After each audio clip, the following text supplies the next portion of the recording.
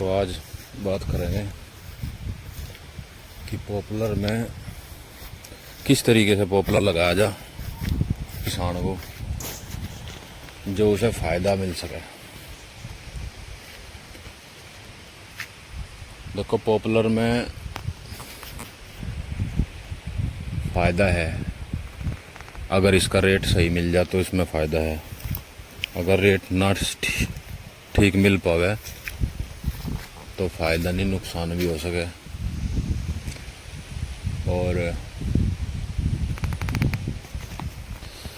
सबसे बड़ी दिक्कत इसमें क्या हुआ है कि इसका कोई एमएसपी रेट तो नहीं है, और जब किसी फसल का कोई एमएसपी रेट निर्धारित नहीं होता, कोई सरकारी रेट जैसे गन्ने का 350 रुपये कुंटल है,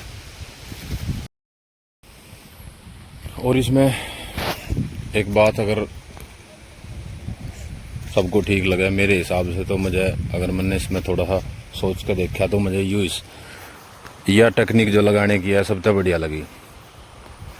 जैसा कि बड़े से बड़ा किसान अगर इसे लगावे तो उसे तो कोई दिक्कत नहीं है। अगर इसे छोटा किसान लगा होगा कोई 25-30 बीघे का, तो उसे उसमें दिक्कत है।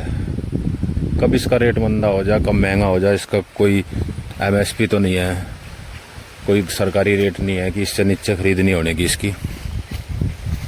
और भाई बड़े किसान की तो मजबूरी है कि उस पर इतना लेबर इतनी महंगी होगी, उस पर इतना काम कवर नहीं हो पाता। उसे तो लगा ले, कोई दिक्कत नहीं है।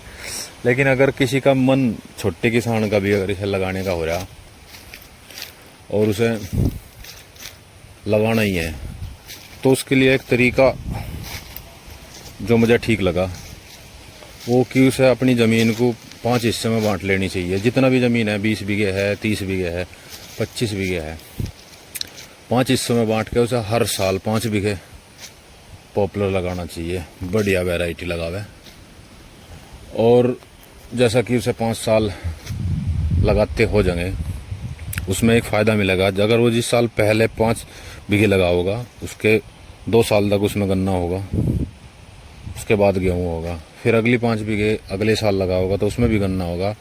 मतलब इनकम रुकने की नहीं, उसका बढ़िया जो आमदन है, खर्चा है, वो बराबर चलता रहेगा। और उसके बाद में जब उसे 5 साल हो जाएंगे, छठे साल उसका एक खेत जो सबसे शुरू में लगाया था पहले साल, वो बिकेगा।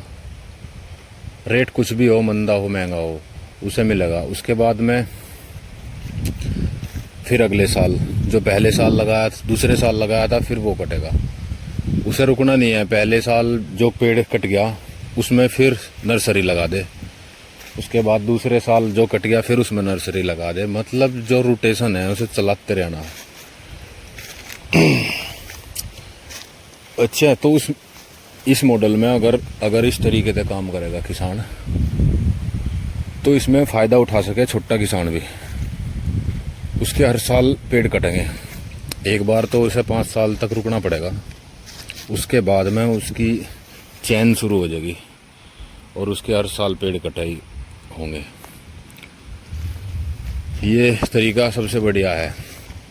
अगर ऐसा नहीं करके, किसान बहुत से ऐसे हैं भाई हमें तो एक बार के में ही पेड़ लगाना है, और औरों को देख के, पड़ोसियों को देख के या किसी की बात सुन के इतना महंगा हो रहा है और इसमें बहुत बढ़िया पीछे आ जाएंगे, एक बार के में ही सारा कट जाएगा, तो उसमें बहुत बड़ा रिस्क है। पेड़ कम महंगा हो जाए, कम मंदा हो जाए, इसका कोई भी पता नहीं है, क्योंकि सरकारी रेट इसका कोई निर्धारित नहीं है। और मंडी वाले ऐसा करें कि अगर उनके पास लकड़ी ज़्यादा चली जा तो तुरंत मंदा कर दें, 200-300 रुपये तक मंदा कर दें।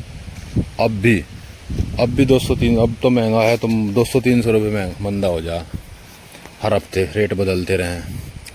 और अगर माल कम चले जा तो भी उसे बढ़ा भी दें। तो भी तो अपनी दुकान पे जितने ग्राहक चले गए उसके हिसाब से मंदा तेज करें। तो इस हिसाब से मेरा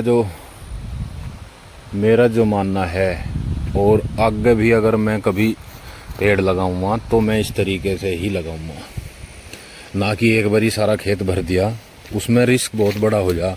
एक तो रेट बहुत मंदा हो गया और 5 साल पेड़ को तैयार हो गया, रुकना पड़ गया उसे किसान को, तो खेत भी गिर गया और उसे क्या पता 1 साल रुकना पड़ जाए, 2 साल रुकना पड़ जाए, उसका कोई टाइम नहीं है।